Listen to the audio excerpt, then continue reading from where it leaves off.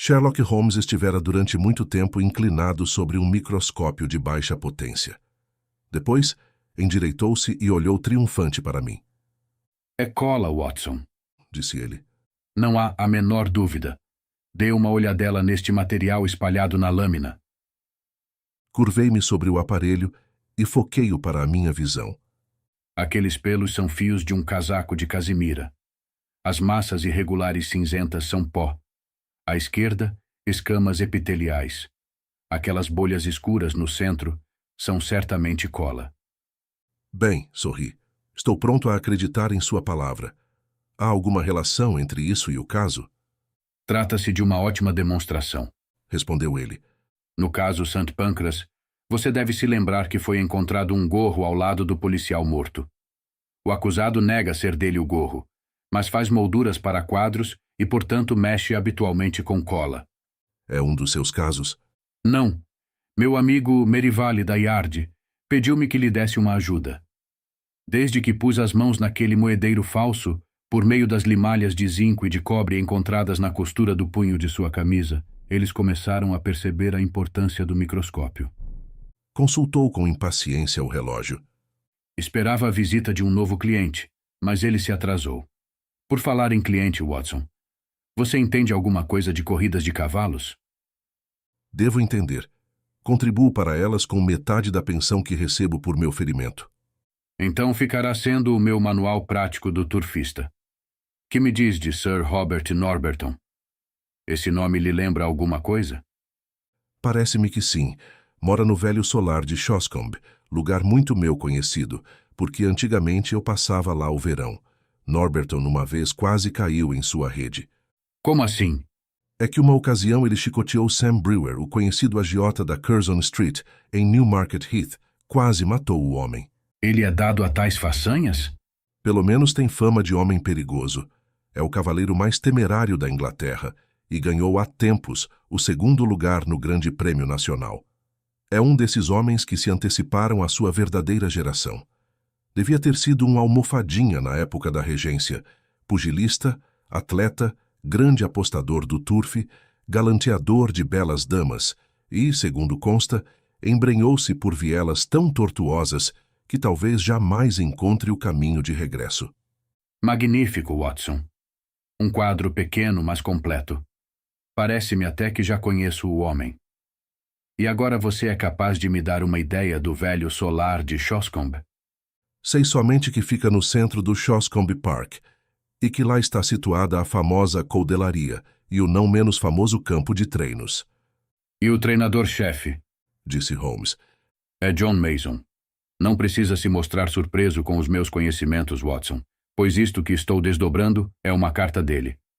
Mas vamos saber mais alguma coisa a respeito de Shoscombe. Parece-me que vim dar com um belo filão. Há ainda os perdigueiros de Shoscombe, disse eu. Não há exposição canina em que não se fale neles. A criação mais excepcional da Inglaterra. Constituem o principal orgulho da dama do velho solar de Shoscombe. A esposa de Sir Robert Norberton, presumo. Não, Sir Robert não é casado. Ainda bem, penso eu, considerando suas perspectivas. Mora com a irmã viúva, Lady Beatrice Falder. Você quer dizer que ela mora com ele, não é verdade? Não, senhor. A herdade pertencia a Sir James, o finado marido de Lady Beatrice. Norberton não pode reivindicar dali coisa alguma como sua. Trata-se apenas de usufruto, e reverterá para o irmão do marido dela. Entre mentes, ela recebe todos os anos as rendas. E o irmão Robert, suponho eu, gasta-as. É mais ou menos isso. Aquilo é um homem dos diabos, que não lhe deve tornar a vida fácil. Apesar disso, ouvi dizer que ela lhe é dedicada. Mas o que há de especial em Shoscombe? É justamente isso o que quero saber. E aí está, como espero, o homem que nos pode dizer alguma coisa. A porta abrira-se, e o criado introduziu um homem alto, escanhoado, com a expressão firme e austera, que só se vê naqueles que têm a seu cargo disciplinar cavalos ou rapazes. O Sr. John Mason tinha sob sua direção vários representantes dessas duas espécies, e parecia homem à altura da tarefa. Inclinou-se com certa frieza e sentou-se na cadeira que Holmes lhe indicara. Recebeu meu bilhete, Sr. Holmes? Recebi, mas ele nada explica. Trata-se de assunto delicado demais para que os pormenores sejam postos no papel. Delicado e complicado. Só de viva voz eu poderia expô-lo. Pois estamos à sua disposição. Antes de mais nada, Sr. Holmes, acho que meu patrão, Sir Robert, enlouqueceu. Holmes ergueu o sobrolho, Isto aqui, Sr. Mason, é a Baker Street, não a Harley Street. afirmou ele. Mas por que diz isso? É que, quando um homem comete uma extravagância ou duas, vá lá. Mas quando tudo o que faz é extravagante, a gente começa a estranhar. Creio que o príncipe, o favorito de Shoscombe e o grande prêmio lhe deram cabo do juízo. Trata-se de um potro que o senhor está adestrando? O melhor da Inglaterra, Sr. Holmes. E se eu o digo, é porque sei. Agora vou ser franco, pois sei que os senhores são homens de bem, e que isto ficará entre nós. Desta vez, Sir Robert tem de ganhar o grande prêmio. Ele está com a corda no pescoço e é esta sua última oportunidade. Tudo o que ele pôde levantar ou pedir emprestado está no cavalo, e com excelentes probabilidades. Hoje pode-se obter cerca de 40, mas, quando ele começou a apostar no animal, não estava longe dos 100. Como se explica isso então, se o cavalo é tão bom? É que o público não sabe que ele é tão bom assim. Sir Robert é mais esperto que os curiosos. Para seus treinos, ele usa o meio-irmão do príncipe. Ninguém pode distinguir um do outro. Mas há uma diferença de 2 corpos entre os dois, a cada 200 metros, quando se trata de galope. Ele não pensa noutra coisa senão na corrida e no cavalo. Sua vida está concentrada nisso. Até aqui, tem conseguido se livrar dos judeus. Mas se o príncipe lhe falha, está perdido. Parece que o jogo é realmente sério. Mas onde se manifesta a loucura? Antes de mais nada, basta olhar para ele. Para mim, o homem não dorme. A qualquer hora do dia ou da noite, o Senhor o encontra na estrebaria. Tem os olhos espavoridos. Tudo isso lhe tem atacado os nervos. Há depois seu procedimento em relação à Lady Beatrice. O que há a esse respeito? Sempre foram amigos. Tinham ambos os mesmos gostos e ela gostava tanto dos cavalos como ele. Todos os dias, à mesma hora, ela saía de carro para vê-los. E, acima de tudo, gostava do príncipe. Este, só de ouvir o barulho das rodas no cascalho, espetava as orelhas. Todas as manhãs, o animal trotava até a carruagem para ganhar seu torrão de açúcar. Pois tudo isso acabou. Por quê? A senhora parece ter perdido o interesse pelos cavalos. Faz agora uma semana que ela passa rápido pela cavalariça, sem um bom dia sequer. Acha que houve alguma discussão? Sim, e discussão séria, tremenda. Se não, por que teria ele se desembaraçado do perdigueiro que pertencia a ela e que a senhora amava como se fosse seu filho? Sir Robert deu o cãozinho, há alguns dias, ao velho Barnes, dono do Dragão Verde, a cerca de 4 quilômetros de lá, em Crandall. Certamente tudo isso parece estranho. É claro que, doente do coração e hidrópica como é, ninguém esperava que Lady Beatrice fosse acompanhar o irmão em suas andanças, mas todas as tardes ele passava 2 horas no quarto dela conversando. Ele podia ter feito o que quisesse, mas Lady Beatrice sempre foi de uma bondade extrema para com Sir Robert, pois tudo isso também acabou. Ele não se aproxima dela, e isso faz sofrer a pobre senhora. Anda macambúzia, rabugenta, e deu para beber, Sr. Holmes. Bebe como uma esponja. E antes dessa desavença, ela já bebia? Bem, só de vez em quando, mas agora bebe frequentemente uma garrafa inteira numa só noite. Foi o que me disse Stephens, o mordomo. Está tudo mudado, Sr. Holmes, e há ali qualquer coisa que não está certa. E que dizer das idas noturnas do patrão à cripta da igreja? E quem é o homem que vai lá encontrar-se com ele? Holmes esfregou as mãos. Prossiga, Sr. Mason. Tudo isso é muito interessante. Foi o mordomo que o viu ir até lá. Era meia-noite e chovia muito. Então, na noite seguinte, fiquei acordado, andando pela casa e, sim, senhor, lá saiu o patrão outra vez. Eu e Stephens fomos atrás dele, mas era perigoso, porque se ele nos visse, o caldo entornava. É um homem terrível com os punhos que tem, e quando o provocam, não respeita nada. Por isso, nos abstivemos de chegar muito perto, mas marcamos bem o lugar aonde ele foi. Era a cripta mal-assombrada e havia lá um homem esperando-o. Essa cripta mal-assombrada o que é? Ouça, Sr. Holmes. Existe no parque uma antiga capela em ruínas. É tão antiga que ninguém sabe fixar a data de sua construção. E por baixo dela, há uma cripta que tem má fama entre nós. De dia, é um lugar ermo, escuro, úmido, e de noite, há pouca gente em todo o condado que teria coragem de se aproximar de lá. Mas o patrão é destemido, nunca teve medo de nada. Mas que andará fazendo por ali às horas mortas da noite? Espere um pouco, disse Holmes. O senhor me disse que outro homem também vai lá. Deve ser um dos moços da cavalariça ou alguém da casa. Basta que o senhor se informe e os interrogue. Não é ninguém de meu conhecimento. Como pode dizer isso? Porque eu vi, Sr. Holmes. Foi naquela segunda noite. Sir Robert deu a volta e passou por nós, por mim e por Stephens, que estávamos agachados entre as moitas, como dois coelhos trêmulos, pois havia um pouco de luar naquela noite. Mas percebemos que o outro homem andava por ali, um pouco atrás. Deste, não tínhamos medo.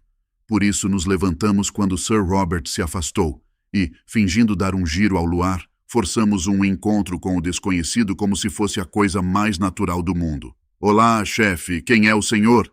disse eu. Desconfio que ele ainda não nos tivesse notado, de modo que olhou por cima do ombro com cara de quem viu o diabo saindo do inferno. Deu um berro e foi-se embora correndo tanto quanto lhe permitiu o escuro da noite. Como corria o desgraçado! Num minuto, desapareceu de nossa vista e não pudemos descobrir quem era. Mas o senhor distinguiu-lhe bem as feições à luz do luar, não é assim? Não há dúvida. Seu rosto era amarelo, um rosto comum, ouso dizer. Qual a relação que pode haver entre ele e Sir Robert? É o que não sei. Holmes pôs-se a refletir durante algum tempo. Quem faz companhia a Lady Beatrice Fowler? Perguntou por fim. É sua criada, Carrie Evans. Está com ela há 5 anos. E com certeza lhe é dedicada, não é verdade? O Sr. Mason deteve-se um pouco constrangido. Dedicada é, e bastante, respondeu afinal. Mas não direi a quem. Ah, fez Holmes. Não me fica bem andar por aí comentando. Percebo, Sr. Mason. A situação é bastante clara. Pela descrição que o Dr. Watson fez de Sir Robert, imagino que nenhuma mulher escape de sua cobiça. Não acha que a discussão entre o irmão e a irmã pode ter sido causada por isso? Bem, o escândalo existe já há algum tempo. Mas é possível que ela não tivesse notado nada antes disso.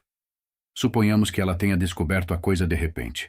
Quer ver-se livre da mulher. O irmão não consente nisso. A enferma, sofrendo do coração e incapaz de se mexer, não tem meios de impor sua vontade. A odiada serva acha-se ainda ligada a ela. A senhora recusa-se a falar, irrita-se, recorre à bebida. Enfurecido, Sir Robert priva-a do animal de estimação. Há algum absurdo nessas suposições? Bem, até aqui não. Diz bem até aqui, pois que relação podia ter tudo isso com as idas noturnas à cripta? Isso não se encaixa na nossa história. É claro. E há mais uma coisa que não consigo encaixar. Por que Sir Robert haveria de querer desenterrar um cadáver? Holmes endireitou-se abruptamente na cadeira. Só descobrimos isso ontem, depois de eu lhe ter escrito. Ontem, Sir Robert tinha ido a Londres, e eu e Stephens descemos a cripta. Estava tudo em ordem, Sr. Holmes, menos a um canto, onde se via parte de um corpo humano. Suponho que o senhor tenha avisado a polícia, não é verdade? Nosso visitante sorriu um tanto contrafeito. Creio, Sr. Holmes, que é coisa que pouco interessaria a polícia. Era apenas a cabeça e alguns ossos de uma múmia. Deve contar uns 1000 anos, mas não estava lá antes disso. Podemos jurar que não. Eu e Stephens. Foi depositada num canto e coberta com uma tábua, mas garanto que aquele canto esteve sempre vazio. E o que o senhor fez do achado? Deixamos onde estava. Fez bem. O senhor disse que Sir Robert esteve ausente ontem. Já voltou? Esperamos que volte hoje.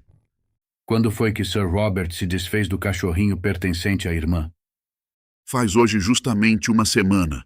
O bicho estava uivando junto da velha casa onde está a caixa d'água. E naquela manhã, Sir Robert teve um de seus ataques de fúria. Agarrou-o e cheguei a pensar que ia matá-lo. Depois, deu-o a Sandy Bain, o jockey, e disse-lhe que levasse o cão para o velho Barnes, do Dragão Verde, porque nunca mais queria ver o animalzinho. Holmes pôs-se de novo a refletir. Tinha acendido o mais antigo e mais entupido de seus cachimbos. Ainda não estou bem certo sobre o que o senhor quer que eu faça a respeito desse assunto, Sr. Mason. Talvez isto esclareça melhor o caso, Sr. Holmes, Declarou o visitante. Tirou um papel do bolso e, desdobrando-o cuidadosamente, exibiu um fragmento de osso carbonizado. Holmes examinou-o com interesse. Onde o obteve? Há um forno de aquecimento central no porão, debaixo do quarto de Lady Beatrice. Houve um tempo em que não funcionava, mas Sir Robert queixava-se de frio e mandou consertá-lo. O encarregado dele é Harvey, um dos meus rapazes. Precisamente hoje de manhã, ele me procurou e me entregou isto, que encontrou lá ao tirar a cinza com a pá. A coisa lhe pareceu esquisita. A mim também parece. Que diz a isso, Watson? O fogo reduzira o osso a um pedaço de carvão, mas não podia haver dúvida quanto à sua função anatômica. É a parte superior de um fêmur humano, respondi. Isso mesmo. Holmes pusera-se muito sério. Quando é que o rapaz mexe no forno? Arruma-o todas as noites. Então qualquer pessoa pode ir lá durante a noite? Pode. Pode-se entrar lá pelo lado de fora? Há uma porta do lado de fora. Há outra que abre para uma escada, que vai dar no corredor em que está situado o quarto de Lady Beatrice. O caso se complica, Sr. Mason. Complica-se e vai tomando um aspecto grave. Diz o senhor que Sir Robert não estava em casa a noite passada, não é verdade? Não estava não, senhor. Então não foi ele que queimou os ossos. É verdade, Sr. Holmes. Como se chama a estalagem de que o senhor falou? Dragão Verde. Há um peixe naquela parte de Berkshire. O honrado treinador deu claramente a entender por sua fisionomia que estava convencido de ter diante de si mais um lunático. Ouvi dizer que há truta no arroio do Moinho e Lúcio no lago de Hall. Pois muito bem. Eu e Watson somos pescadores famosos, não é verdade, Watson? Mais tarde, pode se dirigir a nós no Dragão Verde. Devemos estar lá hoje à noite. É escusado dizer que não queremos vê-lo, Sr. Mason. Mas pode fazer chegar até nós um bilhete seu, e sem dúvida posso encontrá-lo, se precisar do senhor. Quando nos enfronharmos um pouco mais no assunto, poderei transmitir-lhe uma opinião mais ponderada. E foi assim que, numa clara noite de maio, Holmes e eu nos achamos sós num vagão de primeira classe, rumo à estaçãozinha de Shoscombe. A prateleira acima de nós estava repleta de cestos e de apetrechos de pesca. Tendo chegado ao nosso destino, um pequeno trajeto de carro levou-nos a uma taverna de aspecto antiquado, onde um taverneiro jovial, Josiah Barnes, aprovou calorosamente nosso plano de pescarias naquela região. Que me diz do Lago de Hall? Haverá Lúcio por lá? Indagou Holmes. O estalajadeiro perdeu a aparência jovial. Aí não, cavalheiro, pois seria muito possível que o senhor, antes de perceber, se encontrasse dentro da água. Mas por quê? Por causa de Sir Robert. Ele tem um ciúme terrível de suas trutas. Se dois estranhos como os senhores chegassem assim tão perto de seu campo de treinos, ele de certo os perseguiria. São favas contadas. Sir Robert não se expõe a riscos. Ouvi dizer que ele tem um cavalo que vai concorrer no Grande Prêmio. Tem. E que animal! Leva todo o nosso dinheiro para a corrida e todo o dinheiro de Sir Robert, ainda por cima. Por falar nisso, O homem fitou-me com olhos pensativos. suponho que os senhores não sejam do turf. Não, senhor. Somos apenas dois londrinos cansados, em busca do ar sadio de Berkshire. Então acertaram em cheio. Mas lembrem-se do que eu lhes disse a respeito de Sir Robert. Ele é desses que primeiro ferem e depois é que falam. Conservem-se longe do parque. É claro, Sr. Barnes. Faremos isso mesmo. A propósito, é muito bonitinho aquele perdigueiro que estava ali na entrada, choramingando. Também acho. É da pura raça de Shoscombe. Não há melhor na Inglaterra. Gosto muito de cães. Disse Holmes. Se me permite a pergunta, quanto vale um cão de raça como esse? Mais do que eu posso pagar, cavalheiro. Foi o próprio Sir Robert que me deu o que está aí. É por isso que tenho de conservá-lo na trela. Se o deixasse solto, no mesmo instante ele partiria daqui em direção ao lago de Hull. Estão caindo algumas cartas em nossas mãos, Watson. Continuou Holmes quando o estalajadeiro nos deixou. Não é jogo fácil, mas dentro de 1 ou 2 dias haveremos de encontrar uma saída. Ouvi dizer que Sir Robert ainda se encontra em Londres. Talvez pudéssemos penetrar hoje à noite em seu sagrado domínio, sem receio de agressão física. Há 1 ou 2 pontos a respeito dos quais eu queria me certificar. Já tem algum juízo formado, Holmes? Apenas isto, Watson, que há 1 semana mais ou menos deve ter acontecido alguma coisa que alterou profundamente a fisionomia de velho solar de Shoscombe. O que terá sido? Só podemos conjeturá-la por seus efeitos. Eles parecem ser de natureza curiosamente mista. Mas isso certamente nos ajudará. Só não há esperança quando o caso é incolor, destituído de episódios marcantes. Consideremos os dados que já possuímos. O irmão já não visita a amada irmã doente. Desfaz-se do cãozinho favorito dela. O cãozinho dela, Watson. Isso não lhe sugere nada? Nada, a não ser o despeito do irmão. Pode ser isso. Ou, bem, há uma alternativa. Agora, continuando a examinar a situação desde o tempo em que se deu a discussão, se é que houve discussão, a dama não sai do quarto, altera seus hábitos, não é vista a não ser quando sai de carruagem com a criada, não quer parar perto da cavalariça para saudar seu cavalo preferido, e aparentemente entrega-se à bebida. Isto abarca o caso todo, não é verdade? Falta a questão da cripta. Esse é outro curso de ideias. Esses cursos são 2, e peço-lhe que não os misture. O curso A, que diz respeito à Lady Beatrice, tem um sabor vagamente sinistro, não acha? Não entendo patavina disso. Bem, vejamos agora o curso B, que se refere a Sir Robert. Ele quer ganhar a corrida a qualquer preço. Acha-se nas mãos dos judeus, podendo suas magníficas cavalariças ser tomadas a qualquer momento pelos credores. É um homem afoito e desesperado. Seus rendimentos são os que lhe dá a irmã. A criada desta é seu instrumento dócil. Até aqui parece-me que estou em terreno firme. É ou não é verdade? Mas e a cripta? Ah, sim, a cripta. Suponhamos, Watson, é uma mera suposição, absurda quando se aventa uma hipótese apenas para argumentar, que Sir Robert tenha dado cabo da irmã. Meu caro Holmes, isso não pode ser objeto de cogitações. Muito provavelmente, Watson, pois Sir Robert pertence a uma linhagem de Skoll. Mas, às vezes, não se encontra um abutre sanguinário entre as águias altaneiras. Vamos discutir por um momento essa hipótese.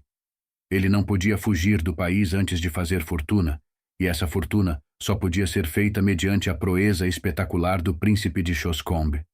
Portanto, ainda não pode arredar pé do lugar. Para isso, teria de se desembaraçar do corpo de sua vítima, e teria de encontrar um substituto que a representasse. Com a criada como sua confidente, isso não seria impossível.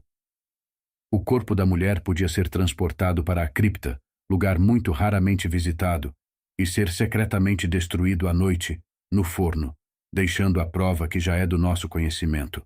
Que diz a isso, Watson? Uma vez admitida essa monstruosa suposição, tudo é possível. Penso que há uma pequena experiência que podemos tentar amanhã, Watson, a fim de lançar alguma luz sobre o assunto.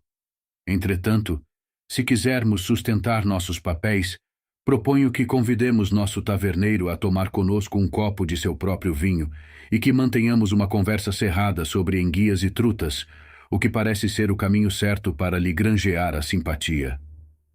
Pode ser que, em meio à palestra, saia casualmente alguma bisbilhotice local que nos seja útil. Pela manhã, Holmes verificou que nos tínhamos esquecido de certo aparelho essencial para a pesca, o que nos impedia de pescar naquele dia.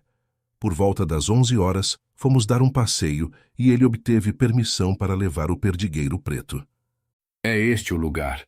Disse ele ao chegarmos a um portão enorme, encimado por 2 grifos heráldicos. Lá pelo meio-dia, segundo me informou o Sr. Barnes, a velha dama sai para seu giro habitual, e a carruagem que atrás deve diminuir a marcha enquanto se abrem os portões. Quando o veículo estiver transpondo o portão e antes que ganhe velocidade, preciso, Watson, que você detenha o cocheiro, fazendo-lhe uma pergunta qualquer. Não se importe comigo. Ficarei abrigado atrás deste azevinheiro e verei o que posso fazer. A espera não foi longa. 15 minutos depois vimos o grande landau amarelo aberto que vinha pela alameda afora, puxado por 2 esplêndidos cavalos de tiro, cinzentos, de passo largo. Holmes agachou-se atrás do seu azevinho com o cão. Eu fiquei de pé, parado no caminho, rodando despreocupadamente uma bengala. Um couteiro veio correndo abrir os portões. A carruagem vinha agora quase a passo, e pude ver perfeitamente quem estava dentro. Uma mulher jovem, corada, de cabelo louro claro e olhos maliciosos, estava sentada à esquerda. À sua direita, achava-se uma pessoa idosa, de costas arqueadas e com uma porção de chales em volta do rosto e caindo-lhe pelos ombros.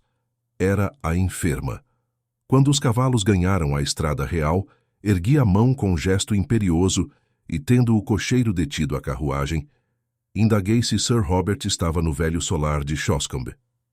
No mesmo instante, Holmes saiu e soltou o perdigueiro. Com um latido de alegria, o animalzinho correu para a carruagem e pulou no estribo.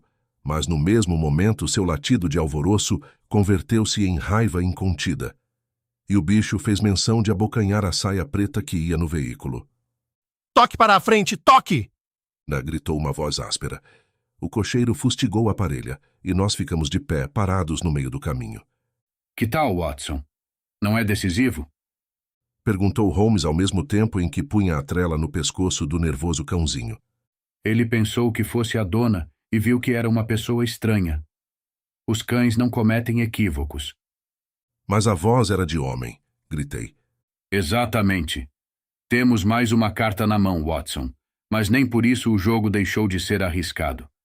Meu companheiro parecia não ter nenhum outro projeto para aquele dia, e sendo assim, tratamos de nos servir dos apetrechos de que dispunhamos e fomos pescar no arroio do moinho. O resultado foi termos à ceia um bom prato de truta. Somente depois desse repasto é que Holmes apresentou sinais de renovada atividade. Uma vez mais nos achamos na mesma estrada da manhã que nos levou ao portão do parque. Lá nos aguardava um vulto alto e negro, que verificamos ser o nosso conhecido de Londres, o Sr. John Mason, o treinador. Boa noite, senhores. Saudou ele. Recebi seu bilhete, Sr. Holmes. Sir Robert ainda não voltou, mas ouvi dizer que é esperado esta noite. Qual a distância da casa à cripta? Cerca de meio quilômetro. Então penso que não precisamos nos preocupar com ele. Eu já não posso dizer o mesmo, Sr. Holmes. No momento em que chegar, desejará ver-me para ter as últimas notícias do príncipe de Shoscombe. Compreendo. Nesse caso, vamos trabalhar sem o senhor, Sr. Mason. Basta que nos mostre a cripta e pode regressar. A noite estava escura e sem luar, mas Mason guiou-nos pelo prado até que surgiu à nossa frente uma massa escura, que, conforme logo se verificou, era a vetusta capela.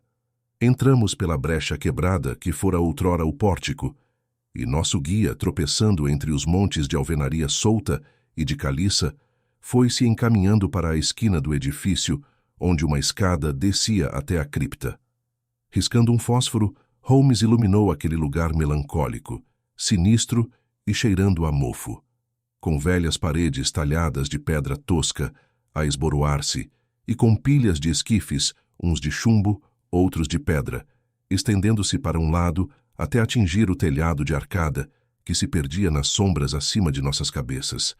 Holmes acendera sua lanterna, que espargiu um feixezinho de intensa luz amarela sobre aquele ambiente macabro.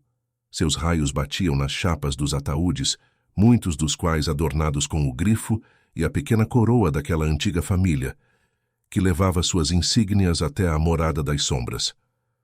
O senhor falou nos ossos, Sr. Mason. Podia mostrá-los antes de ir embora?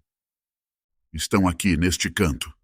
O treinador caminhou para o lado que ele mesmo indicara, e aí parou, tomado de surpresa, enquanto nossa luz era dirigida para o local. Já não estão aqui, Murmurou ele. Era o que eu esperava. Disse Holmes, esboçando um sorriso. Imagino até que suas cinzas possam agora encontrar-se naquele forno, que já consumiu uma parte. Mas por que cargas d'água havia alguém de queimar os ossos de um homem que morreu há 1000 anos? Perguntou John Mason. Para descobrir isso é que nos encontramos aqui. A coisa pode exigir uma longa busca, e não queremos detê-lo. Creio que teremos a solução do problema antes do amanhecer. Assim que John Mason saiu, Holmes pôs-se a trabalhar febrilmente, examinando com toda a diligência cada sepultura, partindo de uma muito antiga, que parecia ser de um saxão, ao centro, através de uma longa linha de hugos e de odos normandos, até chegar ao Sir William e ao Sir Dennis Falder, do século XVIII. Esse exame já consumira 1 hora ou mais, quando Holmes topou com um ataúde de chumbo que estava em pé, voltado para a entrada da abóbada. Ouvi seu grito de satisfação e percebi, nos seus movimentos rápidos, mas definidos, que alcançara a meta. Com sua lente, estava examinando avidamente as bordas da pesada tampa. Em seguida, tirou do bolso um pequeno pé de cabra que introduziu numa fenda, levantando toda a frente que parecia estar segura apenas por 2 ganchos. Quando a tampa cedeu, ouviu-se o som de alguma coisa que se rasga ou se arranca. Porém, mal ela fora erguida, deixando parcialmente à mostra o conteúdo, ocorreu uma interrupção imprevista. Alguém andava na capela, em cima. Era o passo firme de uma pessoa que vinha com um propósito claro e conhecia bem o terreno que pisava. Uma luz jorrou pela escada abaixo, e daí, a um instante, o homem que a trazia apareceu na abertura abobadada em estilo gótico. Era uma figura terrível, de estatura descomunal e maneiras ferozes. A luz de uma lanterna grande, que ele segurava à sua frente, reverberava num rosto robusto, de fartos bigodes e de olhos irados, que giravam para todos os recantos da abóbada, fixando-se finalmente com expressão medonha em meu companheiro e em mim. Quem diabo é o senhor? Perguntou com voz trovejante. E que está fazendo em minha propriedade? Então, como Holmes não desse resposta, deu 2 passos à frente e levantou um pesado bordão que trazia. Está me ouvindo? Gritou. Quem é você? Que está fazendo aqui? E ao dizer isto, agitou o bastão no ar. Também tenho uma pergunta a lhe fazer, Sir Robert. Respondeu Holmes em tom muito severo. Quem é este? E o que é que isto está fazendo aqui? Virou-se e arrancou de um golpe a tampa do ataúde que estava atrás dele. À luz da lanterna, vi um corpo envolto numa mortalha da cabeça aos pés, de feições hediondas, feições de bruxa, onde só se via nariz e queixo, sobressaindo numa das extremidades os olhos velados e vidrados, num rosto descolorido e desfeito. O baronete, dando um grito, recuara cambaleando e amparou-se a um sarcófago de pedra. Como veio a saber disso? Vociferou. E logo novamente à sua maneira truculenta. Acha que isso é da sua conta? Meu nome é Sherlock Holmes. Disse meu companheiro. É provável que esse nome lhe seja familiar. Seja como for, é da minha conta, como o é de qualquer cidadão que se preze lutar pela lei. Parece-me que o senhor tem muita responsabilidade neste assunto. Os olhos de fogo de Sir Robert reacenderam-se por um momento, mas a voz tranquila de Holmes e seu tom frio e firme produziram efeito. Diante de Deus, Sr. Holmes, nenhum crime foi praticado aqui. As aparências estão contra mim, confesso, mas não pude proceder de outra forma. Gostaria de pensar assim, mas temo que suas explicações tenham de ser dadas perante a polícia. Sir Robert encolheu os largos ombros. Bem, se tem que ser, que seja. Venha comigo à casa e poderá julgar por si mesmo em que pé está este assunto. 15 minutos mais tarde, encontrávamo-nos num aposento que, pela série de canos polidos guardados em armários de vidro, julguei ser a sala de armas do velho solar. Era confortavelmente mobiliado, e Sir Robert deixou-nos ali por alguns momentos. Ao voltar, trazia consigo 2 pessoas. Uma, a mulher jovem que tínhamos visto na carruagem.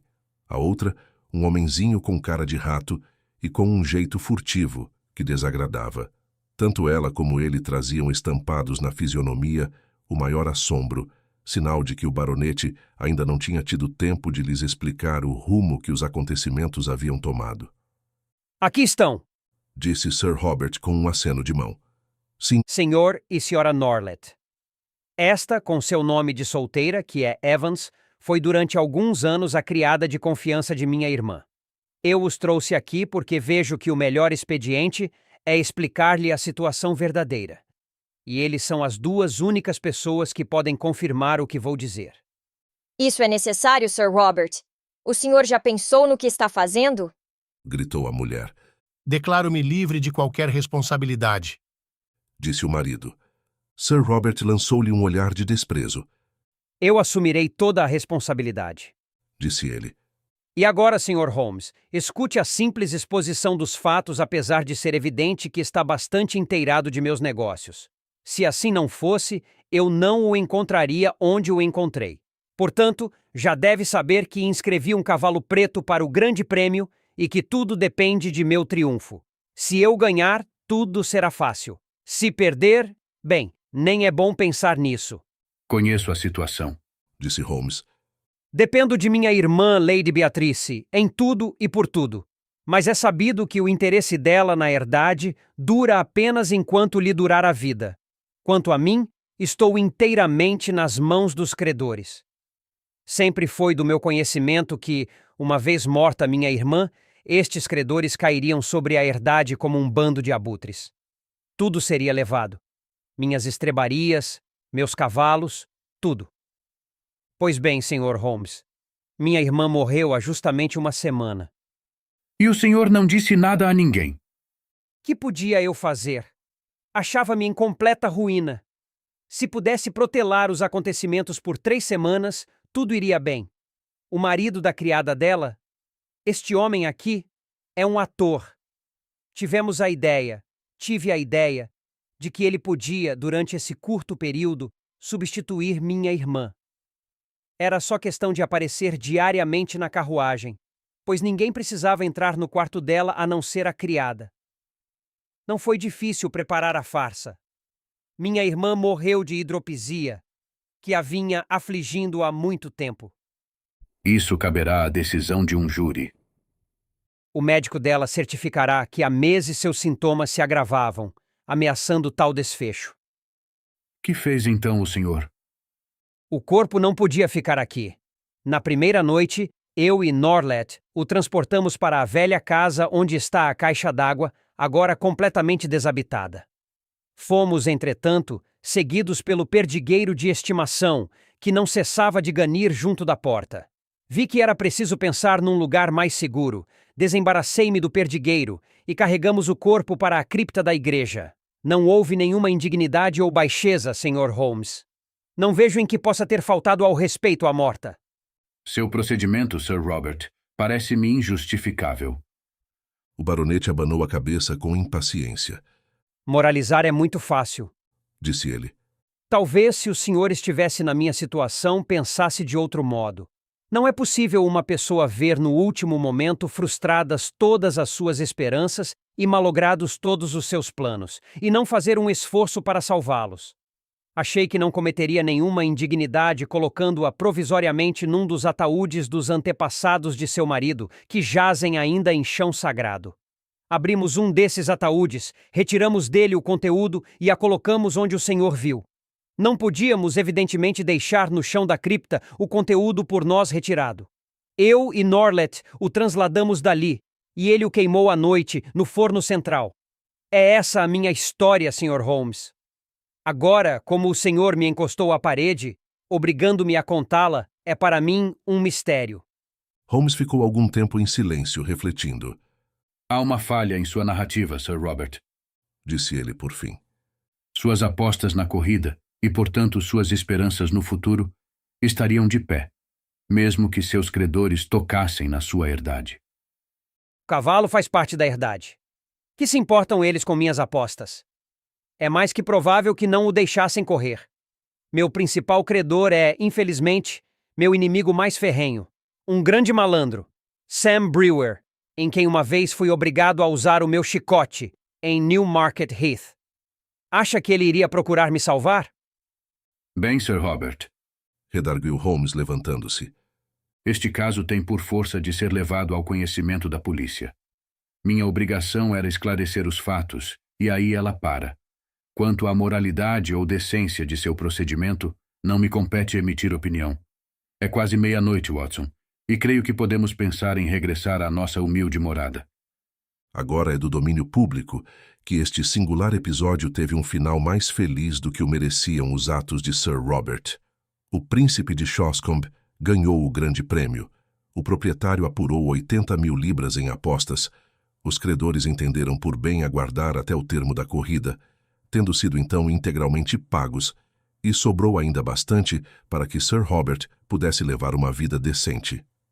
Tanto a polícia como o júri consideraram com benignidade a transação e, exceto uma branda censura pela demora em notificar o falecimento da dama, o ditoso proprietário escapou ileso deste estranho incidente, numa carreira que já sobreviveu às suas sombras e promete finalizar em honrada velhice. Se você curte o conteúdo aqui do canal 221B, considere tornar-se um membro apoiador. Seu apoio é muito importante para a continuidade e expansão deste projeto. Nos vemos no próximo vídeo. Até a próxima.